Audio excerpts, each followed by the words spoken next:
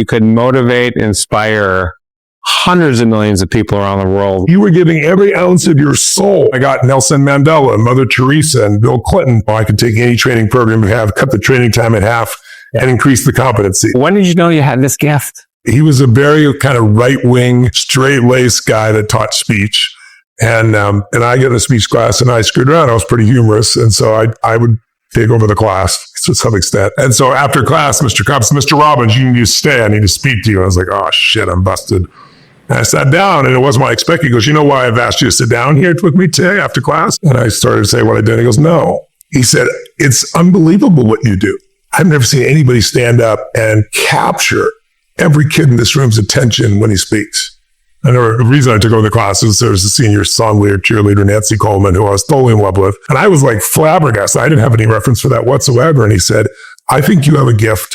And he said, I know more about your story than you probably think I do. He knew about my mom and things like that. And he goes, I think I found a speech that embodies who you are. And it was called The Will to Win. And it was all about the only way I made it to that point in my life was pure will. And he goes, I want you to read this, memorize this, and compete in persuasive oratory. And I was like, I'm not, you have to be a junior to do it. He goes, I don't care. I'm going to get you in. And so I read this speech. I was very emotional reading it. It was so tapped into my own story. And I got up and I took first place and another first place, another first place. And I won about 80% of the time as I win these competitions over the year. And so that developed that skill set in me. And then I decided to run for student body president, even though I wasn't the most popular kid in school, but I did it differently. I went to everybody and found out what they wanted and came back and told them the truth. I don't think this can be done. I think that could be done. And, I won. And so it taught me that you didn't have to be popular, that you could, if you told the truth and served, you get through to anybody. Because I beat the most popular kids in school by far. Starting your seminar, if you're doing some with Jim, he's letting you speak at 20 years old. I think your first seminar. And there was someone there who was basically criticizing you. Tony doesn't know shit. He's really not doing anything. And then there was and he's basically saying, hey, I've got a client that has a snake phobia. He said, I can cure it.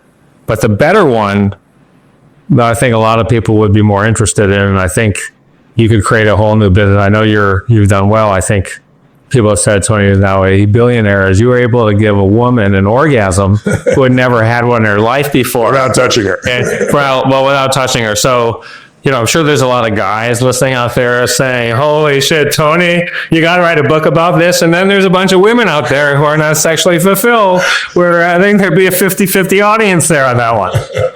Oh, no, I made my career by taking challenging psychiatrists originally and saying, give me your worst patient, I'll handle them in an hour, who've been working for 5 or 6 or 7 years. I started that in Vancouver, and it became kind of my calling card. Now, today, I train psychologists and psychiatrists. They study my work and they get continuing education credits. Kind of crazy. But in those days, I was angry to see somebody spend 5-6 years at something that I had learned techniques that truly could wipe it out in less than an hour, sometimes 15 minutes.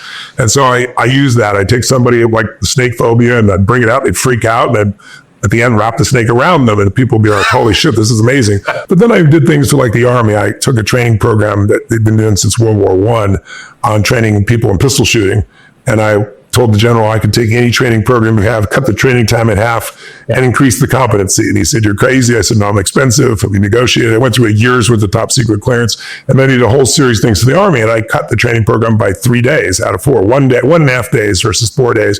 And qualified 100% of the people instead of 70% of the people.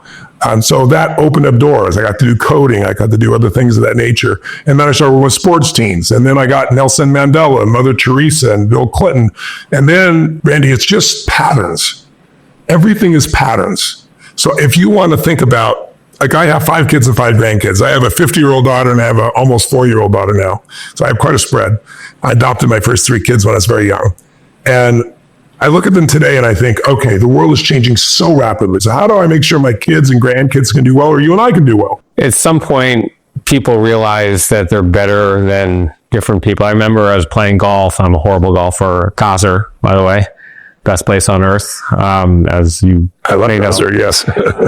And I'm playing with this guy, and I'm a horrible golfer, and I have a pro golfer who came in as a friend, and we're all playing golf, and I'm just, I lost 40 balls that round, and it was interesting to hear the conversation between those 2 guys.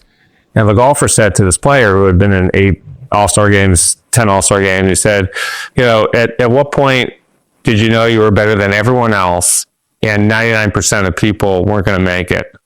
So when did you know that you had this incredibly special gift that you could motivate, inspire hundreds of millions of people around the world, which you have? I mean, put up on my social media, I'm doing Tony Robbins, this is my dream podcast. And thank you. I got hundreds of DMs. I posted today on my story. I'm so pumped I'm going to Tony Robbins' house to do the show, and it just fucking exploded. That's awesome. I mean, you've influenced so many people. When did you know you had this gift? I think my gift is different than people think it is. I think my gift is the depth of my caring. I know that might sound corny to some people, but when people ask my wife, what's something about Tony that nobody knows? And she says, how much he prepares. Because, I could get up and do a 4-day seminar for 12 hours a day, without thinking at this stage.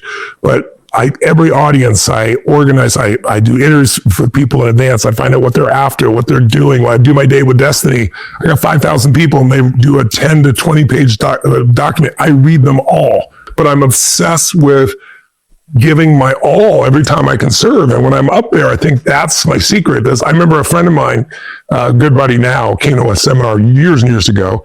And he was like, what is this bullshit? This positive thing, crap, this guy up there. In those days, it was the 80s. You wear a suit and tie while you're at a seminar, and it's, I'm by the fire. It's 110 degrees, sweating. And I was on stage and I was, I get people to change their bodies because that's how you change your mind. Just try to change your mind. It doesn't do shit. You got to change the physiology first. So I change their bodies. And part of what we do is we have people extend up and rise up and jump and all these different things. He was with a guy that was an NFL Pro Bowler. And the other guy he came with was a billionaire. It's like, I'm a billionaire. I'm going to do this jumping shit. And the guy's, and he goes, 15 minutes later, we're all jumping because he said, we watched you and we watched the sweat go from here all the way down to the end of your tie. And it was obvious, like you were giving every ounce of your soul. So if you could do that crap, I could jump, right? And so I think I'm able to reach people because you can't fake that for 4 days, 12, 13 hours a day, and they know they don't have to do it, right? They can feel it. So people open when you're there to truly serve them, not serve yourself. And I think that's my biggest one. The second thing is I'm obsessed with strategies about how to get results faster, and they work because they're the best. They're not the best because I created them. I modeled the best combinations. So when did I know that? I don't know.